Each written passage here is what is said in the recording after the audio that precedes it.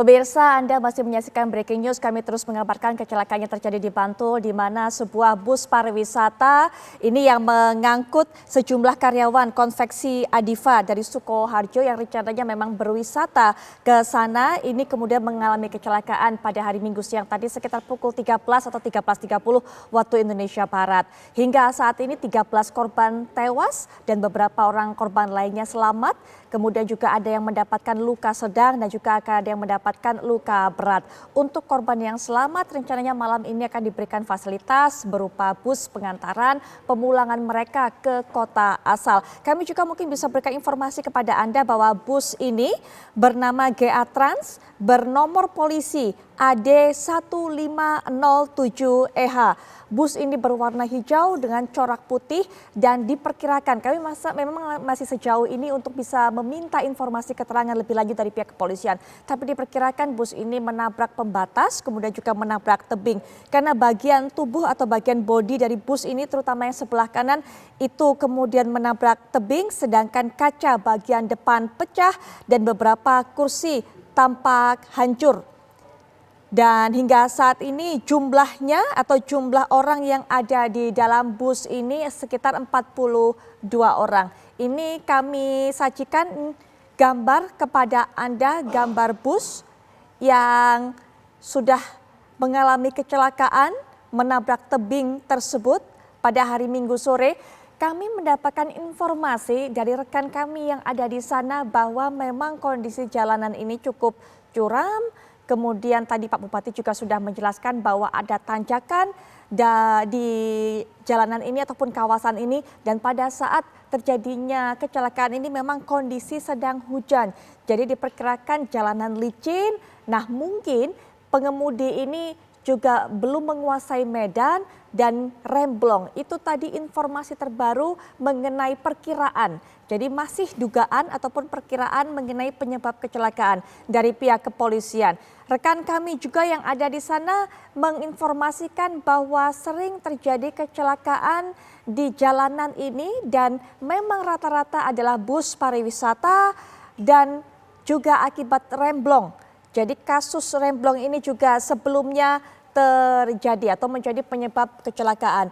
Di hari-hari biasa informasi yang kami dapatkan memang tidak banyak kendaraan yang melewati jalur ini. Jalur ini memang ramai pada akhir pekan pada hari Sabtu Minggu karena memang jalur ini dilewati oleh mereka yang bertujuan ataupun dalam perjalanan wisata. Kami akan mendapatkan keterangan lebih lanjut ataupun juga pandangan mengenai kecelakaan ini dari Bapak Kurnia Lesani Adnan selaku Ketua Bidang Angkatan Orang DPP Organda Pusat. Selamat malam Pak Kurnia. Pak Kurnia bisa mendengar suara saya? Pak Sani?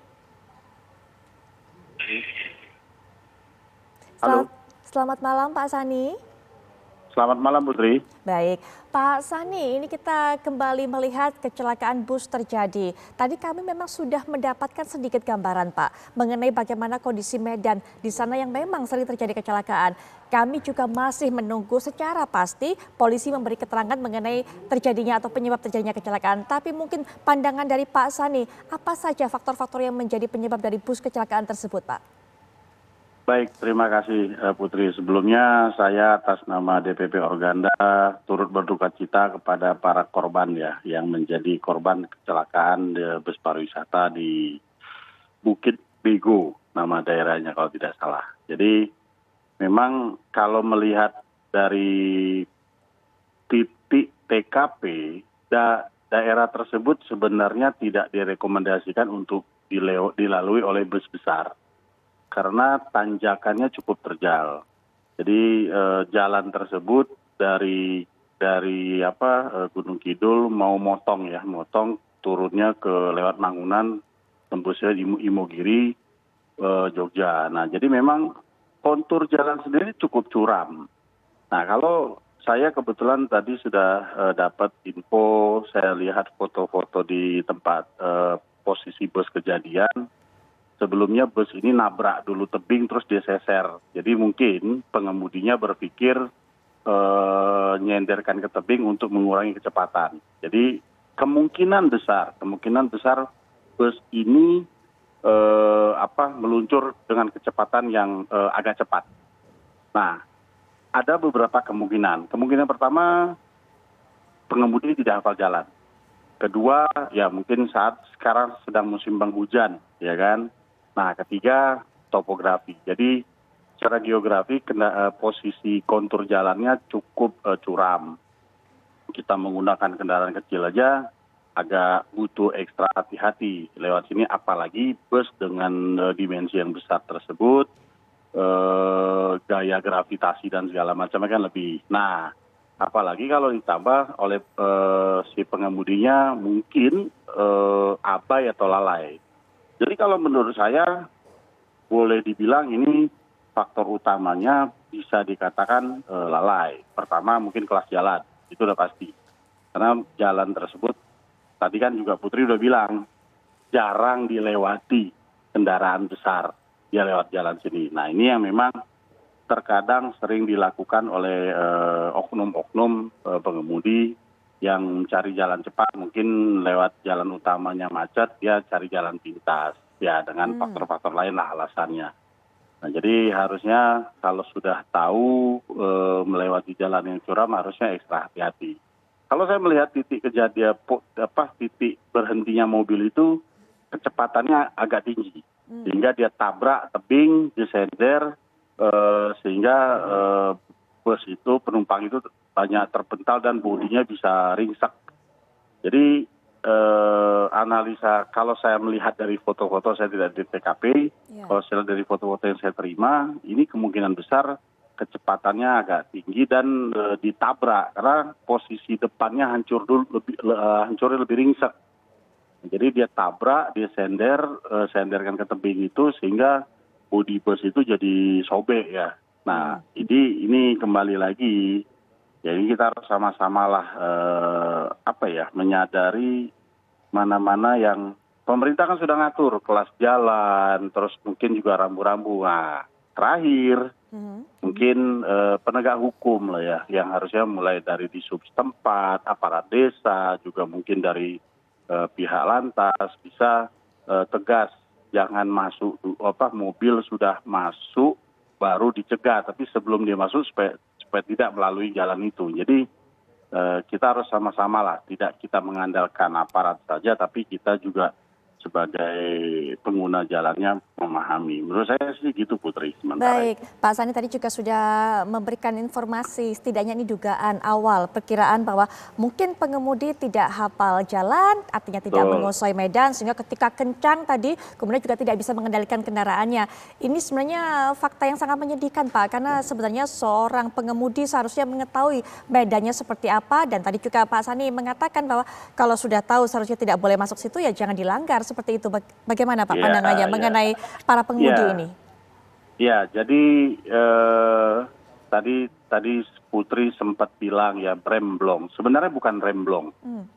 Ini lebih ke spesifiknya brake feeding ya. Jadi kinerja rem yang menurun. Jadi mungkin karena konturnya terjal, pengemudinya pakai gigi tinggi dan banyak menginjak rem, di titik ini remnya jadi tidak bekerja.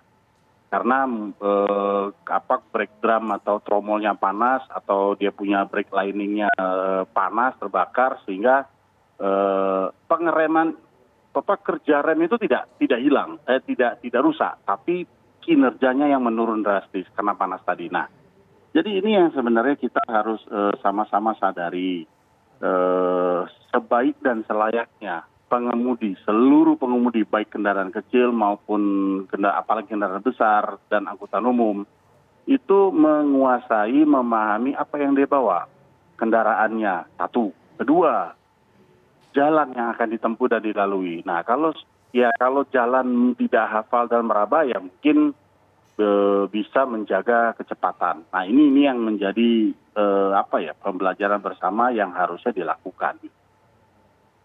Baik, Pak Sani, apakah sebelumnya sempat mendapatkan informasi ataupun data-data kecelakaan-kecelakaan yang terjadi di medan tersebut, Pak? Kalau bus yang menyolok menurut saya baru ini ya. Kalau sebelumnya ada pernah terjadi itu mobil kecil. Tapi memang itu tadi kan TV One sudah mendapatkan informasi kalau daerah ini memang jarang dilalui kendaraan-kendaraan bus umum. Jadi cukup jarang ya terjadi kecelakaan apalagi bus besar di sini. Mobil kecil saya beberapa kali dengar di Bukit Bego ini terjadi kecelakaan, pernah terjadi. Jadi konturnya memang sangat tidak direkomendasikan untuk kendaraan yang dia punya bobot yang lebih berat karena seat mobil ini kan banyak penumpangnya kan kalau nggak salah 40-an ya kan. Betul, Pak. 40 orang. Terus dengan panjang 12 meter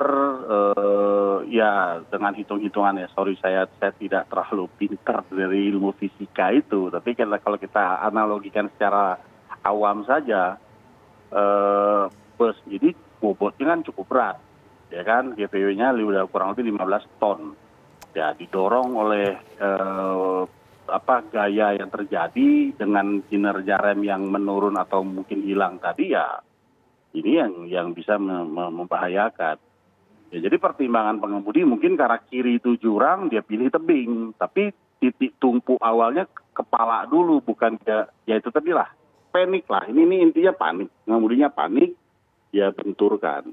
Ini yang ya saya sangat berharap semoga kalau ada semua lah ya kita yang mengemudi di jalan, kalau menurut saya satu pahami kemampuan, kedua pahami kendaraan yang kita bawa, ketiga medan yang akan dilalui, itu tetap sangat penting.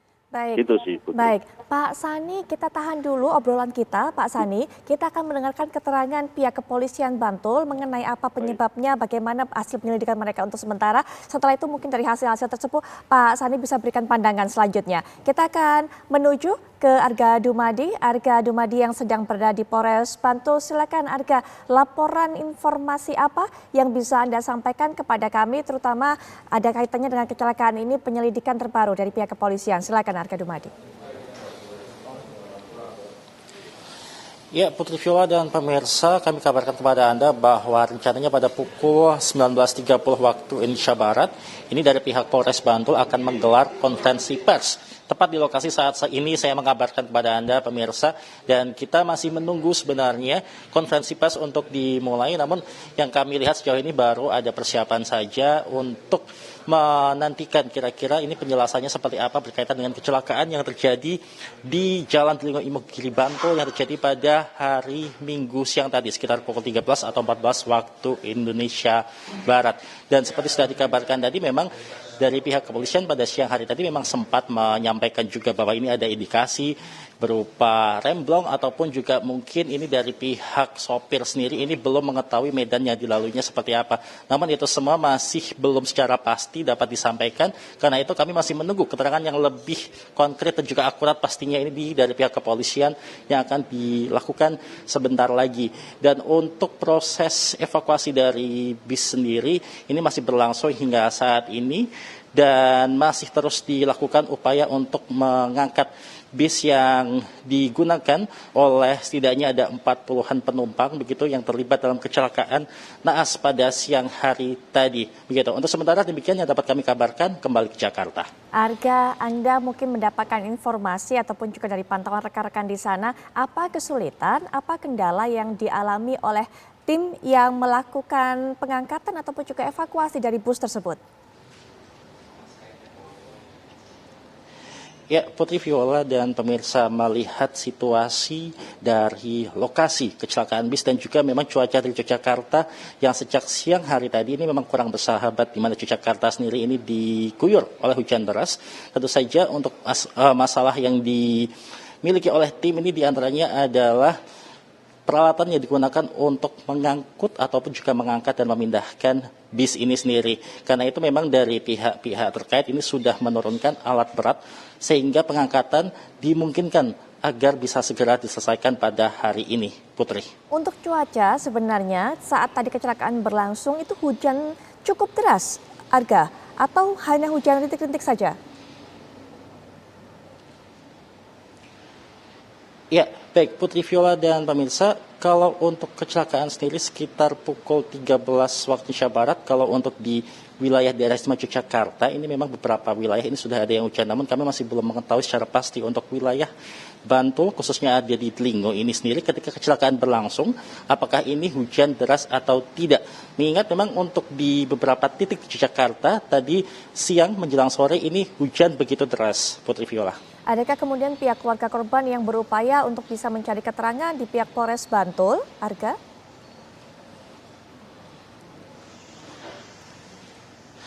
Ya, Putri Viola dan pemirsa, untuk saat ini di Polres Bantul sendiri memang masih belum terlihat adanya pihak keluarga yang datang untuk mencari informasi. Mengingat memang ini dari jenazah ataupun juga dari korban ini semuanya langsung dilarikan ke 3 rumah sakit yang berada di Kabupaten Bantul, yaitu di Rumah Sakit Nur Hidayah, kemudian juga di PKU Muhammadiyah Bantul, dan satu lagi adalah di Rumah Sakit Pandemahan Senopati Bantul, di mana di rumah sakit itu sendiri memang juga sudah ada yang bertanggung jawab untuk menangani informasi berkaitan dengan kecelakaan ini. Begitu Putri. Arga Dumadi, kami akan tahan dulu informasi dari Anda, tapi terima kasih untuk informasi terbarunya. Kami akan terus tunggu dan juga terus pantau, termasuk kami tunggu pelaksanaan konferensi pers di Polres Bantul. Dan kami akan... Pemirsa, sambil menantikan keterangan dalam konferensi pers akan diberikan oleh pihak kepolisian dari Polres Bantul, terlebih dahulu kami bawa Anda untuk bisa mendengarkan bersama pernyataan yang akan disampaikan oleh Kasat Lantas Polres Bantul, AKP Gunawan Setiabudi berikut ini. Dan itu kan salah satunya roda sampai lepas itu tadi gimana ini kemungkinannya? Karena kecepatan dari atas tidak dihindari dan ke kanan tetap tinggi. Nanti kita dalami lagi di olah TKP. Sementara ini setelah korban evakuasi langsung kita olah TKP. Demikian ya. Ini tadi deretan virus ya? Ya. Deretan virus. Kita kurang tahu ya, yang jelas dari atas ya. Nanti kita sekarang satu juga masih di rumah sakit ya. Nanti kita dalami lagi. Gitu ya. Kita lanjutkan lagi untuk pengamanan maupun olah TKP-nya. Terima kasih. Terima kasih Indah. Baik, pemirsa, olah TKP memang dilakukan oleh pihak kepolisian yang nanti juga akan diberikan informasinya bagaimana hasil olah TKP ini kepada Anda melalui konferensi pers. Rencananya pukul 19.30 kami akan masih terus menunggu, tapi setidaknya kita mendapatkan gambaran tadi apa yang disampaikan oleh AKP Gunawan Setiabudi selaku Kasat Lantas Polres Bantul bahwa memang roda ini sampai lepas sehingga diperkirakan ini memang pengemudi mengemudikan bus ini begitu kencang dari jalur atas menuju ke bawah. Kami juga sempat tadi dapatkan informasi bahwa memang badan kanan dari bus ini menabrak tebing sehingga bagian depan juga hancur total, kaca-kaca berserakan. Kita akan kembali lanjutkan perbincangan dengan Pak Sani yang bisa memberikan pandangan-pandangannya walaupun memang kita masih semuanya memprediksi, menduga-duga sambil menunggu hasil olah TKP dari pihak kepolisian. Roda sampai lepas Pak Sani. Tadi juga Pak Kasat Lantas Polres Bantul mengatakan kalau seperti ini memang diperkirakan begitu kencang laju dari bus ini Pak Sani. Iya, kalau melihat posisi rodanya lepas itu kemungkinan besar karena benturan Putri. Jadi pada saat si pengemudi buang ke kanan, di situ kan di bibir tebing itu kan ada seperti saluran air, semennya cukup rigid kalau saya lihat ya. Nah mungkin dia bentur itu ya ban depan itu kemungkinan yang dibilang lepas itu ban depan ya. Ban depan itu kan dia tunggal, mungkin bot rodanya patah atau komponen yang di sekitar itu patah sehingga rodanya lepas. Jadi roda lepas itu menurut pengamatan saya kemungkinan ya ada kemungkinan itu karena benturan terhadap saluran air atau tebing yang menghalangi lajunya kendaraan ini. Baik. Dan kalau kita lihat dari gambar, kita sama-sama lihat dari gambar ini kan jalan ini kan begitu mulus, ya kan aspalnya dan mengkilat kena air. Nah, inilah jalan yang dibilang licin tadi, yang faktor alam, yang kita sama-sama harus lebih aware, lebih ekstra hati-hati. Jadi kalau ini bicara pengalaman saya Putri dalam mengemudikan baik baik bus maupun kendaraan kecil. Di jalan seperti ini yang bahaya itu pada saat awal hujan. kalau dia udah hujan deras sekalipun, ya dalam hujan deras secara psikologis kan kita pasti lebih agak waspada kan. Kita mengurangi kecepatan, kita agak pelan. Nah, jadi kalau hujannya mungkin nggak begitu deras, nah itu debu yang nempel di aspal dia baru kena air ya menjadi semacam lumpur, lebih licin. Ditambah dengan permukaan aspal yang kita sama-sama lihat aspalnya begitu mulus dan mengkilat. Nah ini harusnya lebih waspada lah. Itu sih Putri. Baik, Pak Sani tadi mengatakan bahwa daerah ini memang tidak direkomendasikan untuk kendaraan besar karena konturnya, karena kemudian kecuramannya dan sebagainya.